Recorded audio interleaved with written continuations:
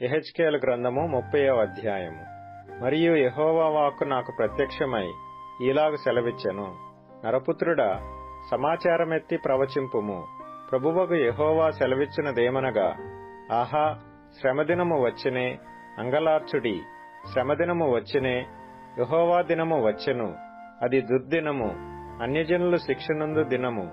ఖడ్గము ఐగుప్తు దేశము మీద పడును, ఐగుప్తీయులలో హతులు కూలగా కూషు దేశస్థులు వ్యాకులపడుదురు. శత్రువులు ఐగుప్తీయుల ఆస్తిని పట్టుకొని దేశపు పునాదులను పడగొట్టుదురు. కూషీయులను, పూతీయులను, లూదీయులను, కూబీయులను, నిబంధన దేశపు వారును, మిశ్రిత జనులందరూ ఖడ్గము చేత కూలుదురు. యెహోవా సెలవిచ్చినదేమనగా, ఐగుప్తును ఉద్ధరించువారు కూలుదురు, దాని బల గర్వము అణగిపోవును. మిగ్దోలు మొదలుకొని సెవేనే వరకు జనులు ఖడ్గము చేత కూలుదురు. పాడైపోయిన దేశముల మధ్య ఐగుప్తీయులు దిక్కులేని వారుగా నుందురు. నలుదిక్కుల పాడైపోయిన పట్టణముల మధ్య వారి పట్టణములుండును. ఐగుప్తు దేశములో అగ్ని రగులబెట్టి నేను దానికి సహాయకులు లేకుండా చేయగా, నేను యెహోవానై ఉన్నానని వారు తెలిసికొందురు. ఆ దినమందు దూతలు నా ఎదుట నుండి బయలుదేరి ఓడలెక్కి నిర్విచారులైన కూషీయులను భయపెట్టుదురు. ఐగుప్తునకు విమర్శ కలిగిన దినమున జరిగినట్టు వారికి భయభ్రాంతులు పుట్టును. అదిగో, అది వచ్చేయున్నది. ప్రభువైన యెహోవా సెలవిచ్చినదేమనగా, ఐగుప్తీయులు చేయు అల్లరి బబులోను రాజైన నెబుకద్రెజరు చేత నేను మాన్పించెదను. జనములలో భయంకరులగు తన జనులను తోడుకొని ఆ దేశమును లయపరచుటకు అతడు వచ్చును. ఐగుప్తీయులను చంపుటకై వారు తమ ఖడ్గములను వరదీసి హతమైన వారితో దేశమును నింపెదరు. నైలు నదిని ఎండిపోజేసి నేను ఆ దేశమును దుర్జనులకు అమ్మివేసెదను. పరదేశుల చేత నేను ఆ దేశమును దానిలోనున్న సమస్తమును పాడు చేయించెదను. యెహోవానైన నేను మాట ఇచ్చియున్నాను. యెహోవా ఇలాగు సెలవిచ్చుచున్నాడు, విగ్రహములను నిర్మూలము చేసి నోపులో ఒక బొమ్మ లేకుండా చేసెదను. ఇక ఐగుప్తు దేశములో అధిపతిగా ఉండుటకెవడనూ లేకపోవును. ఐగుప్తు దేశములో భయము పుట్టించెదను. పత్రోసును పాడు చేసెదను. సోయనులో అగ్నియుంచెదను. నోలో తీర్పులు చేసెదను. ఐగుప్తునకు కోటగానున్న సీను మీద నా క్రోధము కుమ్మరించెదను. నోలోని జనసమూహమును నిర్మూలము చేసెదను.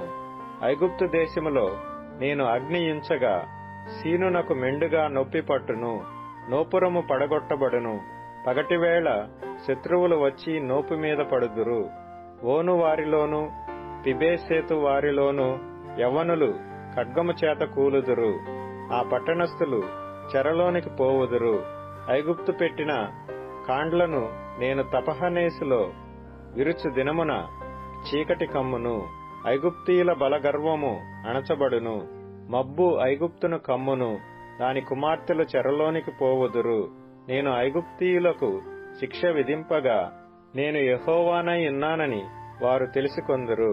11వ సంవత్సరము మొదటి నెల 7వ దినమున యెహోవా వాక్కు నాకు ప్రత్యక్షమై ఈలాగు సెలవిచ్చెను. నరపుత్రుడా, నేను ఐగుప్తు రాజైన ఫరో బాహువును విరిచితిని. అది బాగవుటకు ఎవరునూ దానికి కట్టుకట్టరు. అది కుదర్చబడి ఖడ్గము పట్టుకొనులాగున ఎవరునూ దానికి బద్దకట్టరు. కావున ప్రభువైన యెహోవా సెలవిచ్చినదేమనగా, నేను ఐగుప్తు రాజైన ఫరోకు విరోధినై ఉన్నాను. బాగుగా ఉన్న దానిని, విరిగిపోయిన దానిని అతని 2 చేతులను విరిచి అతని చేతిలో నుండి ఖడ్గము జారిపడజేసెదను. ఐగుప్తీయులను జనములలోనికి చెదరగొట్టుదును. ఆయా దేశములకు వారిని చెదరగొట్టుదును. మరియు బబులోను రాజు యొక్క చేతులను బలపరిచి నా ఖడ్గము అతని చేతికిచ్చెదను. ఫరో యొక్క చేతులను నేను విరిచినందున బబులోను రాజు చూచుచుండగా ఫరో చావు దెబ్బ తినినవాడై మూల్గులిడును. బబులోను రాజు యొక్క చేతులను బలపరచి ఫరో చేతులను ఎత్తకుండా చేసి ఐగుప్తు దేశము మీద చాపుటకై నేను నా ఖడ్గమును బబులోను రాజు చేతికియ్యగా నేను యెహోవానై ఉన్నానని ఐగుప్తీయులు తెలుసుకొందురు. నేనే యెహోవానై ఉన్నానని వారు తెలుసుకొనున్నట్లు నేను ఐగుప్తీయులను జనములలోనికి చెదరగొట్టి ఆయా దేశములకు వారిని వెళ్లగొట్టుదును.